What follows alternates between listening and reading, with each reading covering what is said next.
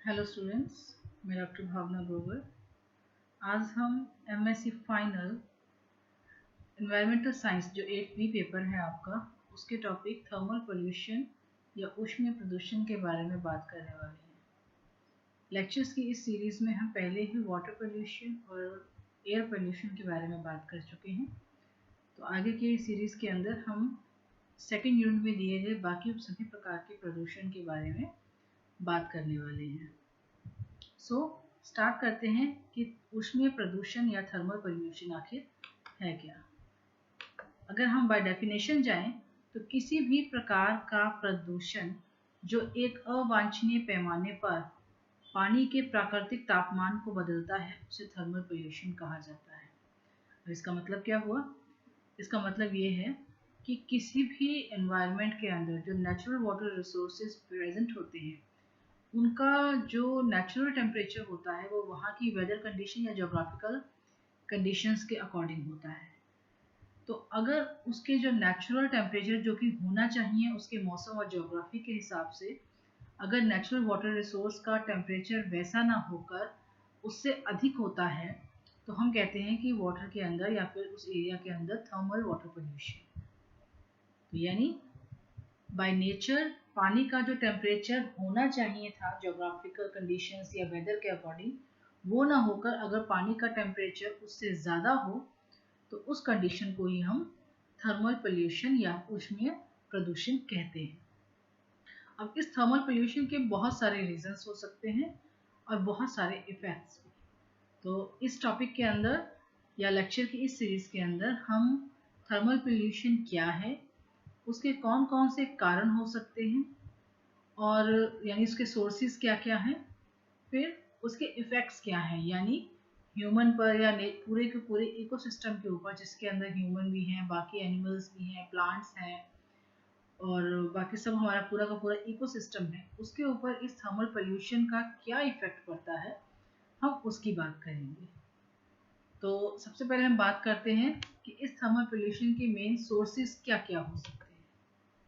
तो जैसा कि आप इस स्लाइड में देख पा रहे हैं कि थर्मल पोल्यूशन के जो सोर्सेज होते हैं उनको हम मेनली दो कैटेगरीज के अंदर डिवाइड करते हैं। पहला है प्राकृतिक स्रोत और दूसरा होता है एंथ्रोपोजेनिक सोर्स। प्राकृतिक सोर्स वो हैं जो मनुष्य के इंटरफेरेंस के बिना है, यानी मनुष्य का कोई हाथ नहीं है। नेचर की जो बेसिक एक्टिविटीज़ जो बाय नेचर चलती रहती हैं, जो जनरल एक्टिविटीज़ होती हैं नेचर की, उन्हीं के कारण अगर किसी पर्टिकुलर सोर्स के वाटर का नेचुरल टेम्परेचर इंक्रीज होता है या बढ़ जाता है तो उसे हम कहते हैं कि प्राकृतिक कारणों से यहाँ पर थर्मल पोल्यूशन हुआ है। अब ये प्राकृतिक कारण मनुष्य के हाथ में नहीं होते, मनुष्य का कोई इनका इंटरफेरेंस नहीं होता, यानी मनुष्य इनका कारण नहीं है। तो हम कौन कौन से ले सकते हैं? जैसे पहले हम बात करते हैं जंगल की आग की। जंगलों में आग लगती है, अगर वो आग के कारण उस पर्टिकुलर एरिया का टेम्परेचर बढ़ेगा, क्योंकि जो आग लगती है वो कई सैकड़ों वर्ग मीटर के अंदर या किलोमीटर्स के अंदर फैल जाती है, तो जहाँ आग लगेगी उस एरिया का टेम्परेचर राइज होगा। वो टेम्परेचर अगर एरिया का राइज होगा, हवा का होगा, तो उस एरिया में जो वाटर रिसोर्सेज भी प्रेजेंट है उनका भी टेम्परेचर जो है वो ऑटोमेटिकली रेज करेगा।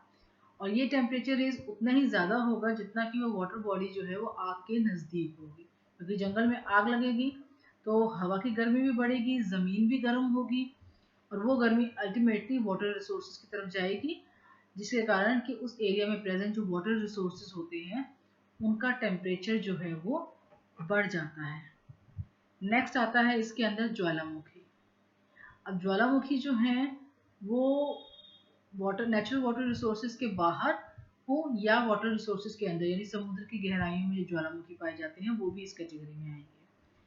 तो ज्वालामुखी के फटने से जो लावा निकलता है, बहुत ज़्यादा आग निकलती है, बहुत ज़्यादा लावा निकलता है, वो उस एरिया के टेम्परेचर को अल्टीमेटली राइज करता है। तो बहता हुआ लावा कहीं ना कहीं देखा जाए तो अल्टीमेटली किसी न किसी वाटर बॉडी के अंदर ही जाता है कई केसेस के अंदर। तो जब ये जलता हुआ लावा या इतना गर्म लावा वाटर बॉडीज के कांटेक्ट में आता है तो उसके टेम्परेचर को बहुत ज़्यादा राइज कर देता है या उसके टेम्परेचर को बहुत ज़्यादा बढ़ा देता है।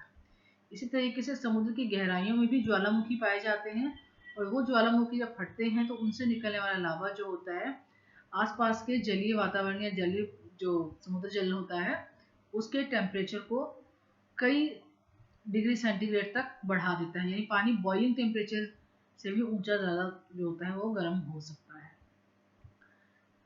तो ये दो कारण थे, कौन से? जंगल की आग और ज्वालामुखी। इसके अलावा भी कारण होते हैं, जैसे कि धूल के तूफान है, गर्म हवाएं हैं, यानी गर्म हवा के चलने से भी उस एरिया के अंदर जो वाटर रिसोर्सेज हैं, जो उसका पानी जो है वो गर्म हवाओं के कांटेक्ट में आएगा, यानी जो सरफेस वाटर है जब वो गर्म हवा उसके ऊपर से गुजरेगी तो थर्मल एक्सचेंज होगा, और उस एक्सचेंज के कारण उस वाटर बॉडी का जो टेम्परेचर है वो राइज कर सकता है। धूल के तूफान भी जो है वो अल्टीमेटली जो है उस पर्टिकुलर एरिया या जोग्राफिकल एरिया के एयर टेम्परेचर को राइज करते हैं, और उस बढ़े हुए एयर टेम्परेचर या वो गर्म जो हवाएं होती हैं जब वो पानी के कांटेक्ट में आती हैं तो उसके कारण भी जो टेम्परेचर है वो राइज करता है, या फिर टेम्परेचर जो है वाटर बॉडीज का बढ़ जाता है।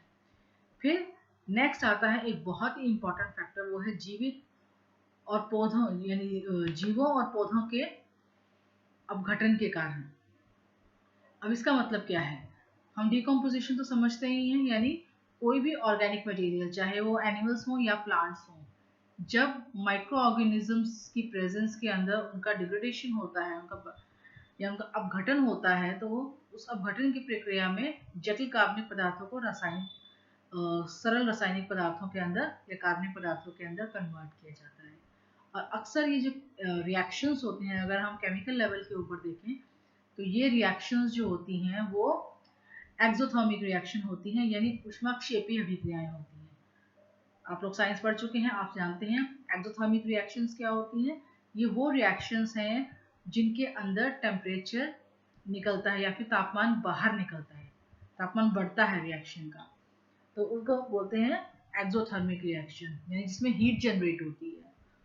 दूसरी रिएक्शन कौन सी होती है? एंडोथर्मिक, यानी जिसमें हीट एब्जॉर्ब होती है और जो हमारा रिएक्टेंट मिक्सचर है, एंडोथर्मिक रिएक्शंस के अंदर रिएक्टेंट मिक्सचर का टेम्परेचर घट जाता है, और एक्सोथर्मिक रिएक्शंस के अंदर जो है टेम्परेचर जो है वो राइज हो जाता है।